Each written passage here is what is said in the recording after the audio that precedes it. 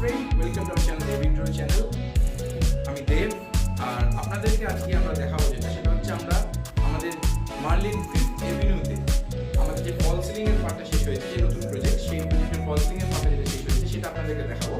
ফল ceiling এর কি material দিয়ে কাজ হয়েছে, কি চ্যানেল দিয়ে কাজ হয়েছে ফ্রেমিংগুলোকে, এবং সেই ডিজাইনটা করতে গিয়ে ফ্রেমিং কিভাবে হয়েছে একটা বেসিক আমরা আইডিয়া দেওয়ার চেষ্টা করব। তার সাথে দেখাবো কোন মেটেরিয়াল দিয়ে আমরা কাজটা করেছি, লাইক আমরা যে ফ্রেমটা করেছি সেই চ্যানেলটা কি ইউজ করেছি, বা জিপসাম বোর্ডের অ্যাকচুয়াল জিনিসটা কি হয় সেটা আপনাদের দেখাবো। চলুন আমাদের সঙ্গে থাকুন ভিডিওতে। আর আপনারা যদি নতুন আমাদের চ্যানেলে এসে থাকেন অবশ্যই আমাদের চ্যানেলটা সাবস্ক্রাইব করুন আর বেল আইকন ক্লিক করে নোটিফিকেশন অন করুন, যাতে আমাদের নতুন ভিডিওগুলো যারা আসবে সেই ভিডিওগুলো আপনারা দেখতে পান।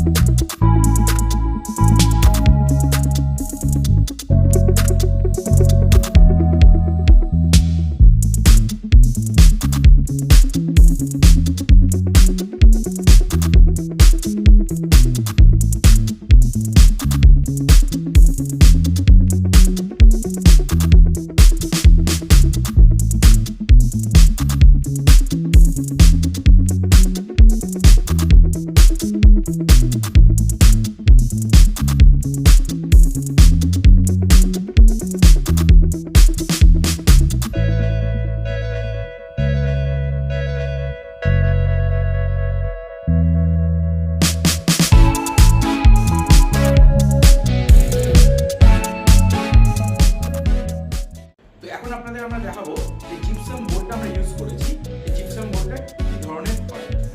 এটা হচ্ছে জিপসাম বোর্ড, যেটা আমরা এটা একটা কাট পিস, এটা আমরা ইউজ করেছি আমাদের এই ফল সিলিং এর কাজ করার জন্য।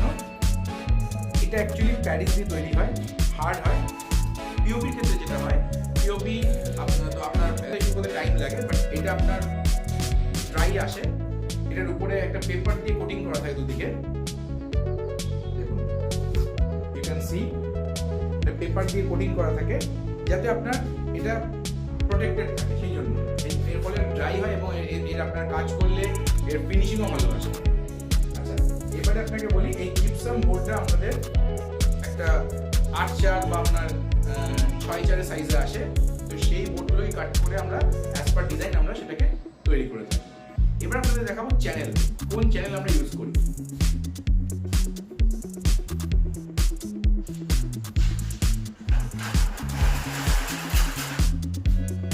দেখুন এই ধরনের আমরা চ্যানেল ইউজ করে থাকি